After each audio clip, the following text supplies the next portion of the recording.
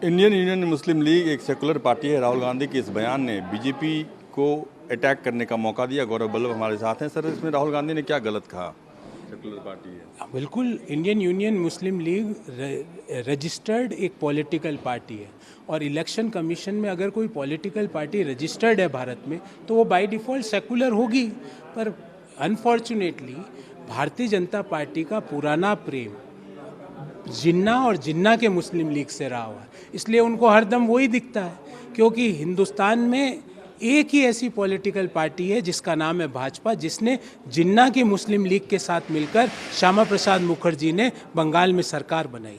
हिंदुस्तान में एक ही ऐसा पॉलिटिशियन है जो जिन्ना की मज़ार पे आदरणीय लाल कृष्ण आडवाणी जी गए और वहाँ जाके सैल्यूट मार के बोले कि Jinnah was the biggest secular of his times. तो भारतीय जनता पार्टी के दिल और दिमाग में जिन्ना और जिन्ना का मुस्लिम लीग बसा हुआ है, इसलिए उनको सब जगह वही दिखता है। राहुल गांधी जी ने जिसका जिक्र किया उसका नाम है इंडियन यूनियन मुस्लिम लीग, जो कि भारत के इलेक्शन कमीशन में रजिस्टर्ड एक पॉलिटिकल पार्टी है। और अगर कोई पॉलिटिकल पार्टी इलेक्शन कमीशन में रजिस्टर्ड है तो वो बाय डिफ़ॉल्ट सेकुलर तो होगी ही। एक बात, लगातार राहुल गांधी अमेरिका में 6 दिनों के दौरे पर हैं और उनके दिए बयान पर इंडिया में बवाल मचता है और ऐसा आरोप मोहन भागवत ने लगाया है कि देश के नेता विदेश की धरती पर जाके देश को बदनाम करने की कोशिश करते हैं। ये सरासर गलत है। देखिए, देश का अपमान तो उस दिन हुआ जब प्रधानमंत्री जी ने सियोल में जाके बोला, अरे यार भारत में तो जन्म लेना ही बेकार है। देश का अपमान उस दिन हुआ जब प्रधानमंत्री जी ने अमेरिका में जाके भारत को सांप सपेरों का देश बताया। देश का अपमान उस दिन हुआ जब नोटबंदी के तुरंत बाद टोक्यो में प्रधानमंत्री जी ने जाके हंस हंस के ये बोला, घर में शादी है और पैसे नहीं है। उस दिन सारे मध्यम आय वर्गीय परिवार और निम्न आय वर्गीय परिवारों का अपमान हुआ।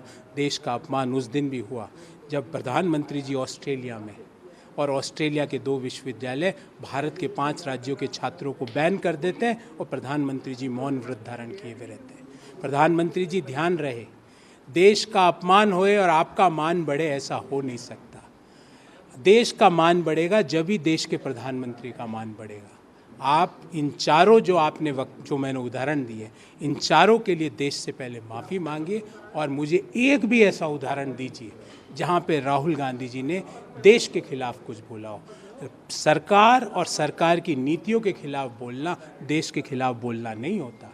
अगर राहुल गांधी जी अमेरिका में ये कहते हैं कि बेरोज़गारी एक बड़ी समस्या है, महंगाई बड़ी समस्या है, डेमोक्रेटिक जो सिस्टम है उस पर डेंट लग रहा है वो एक बड़ी समस्या है, संवैधानिक संस्थाओं पर एक डेंट लग रहा है वो एक बड़ी समस्या है, तो ये देश का अपमान नहीं हुआ, ये देश की सरकार की नीतियों पर सवाल उठाया गया। पर अनफॉर्चुनेटली मोदी जी ने देश के लोगों की भावनाएं, देश के लोगों की गरीबी का उपवास विदेशी धरती पर जाकर उठाया है। एक दूसरा मामला है कि एनसीईआरटी की किताब में अब सावरकर से जुड़े मामले पढ़ाए जाएंगे, इसको आप कैसे देखते हैं? देखिए, लोकतंत्र को हटा के, लोकतंत्र के चैप्टर को हटा के, डेमोक्रेसी के चैप्टर को हटा के आप सावरकर का चैप्टर जोड़ना चाहते हो। पीरियोडिक टेबल का चैप्टर हटा के आप सावरकर का चैप्टर जोड़ना चाहते हो।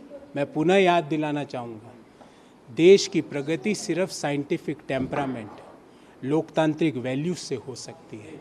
किसी व्यक्ति विशेष की पूजन करने से, किसी व्यक्ति विशेष को जबरदस्ती महान बनाने से देश का विकास नहीं हो सकता है।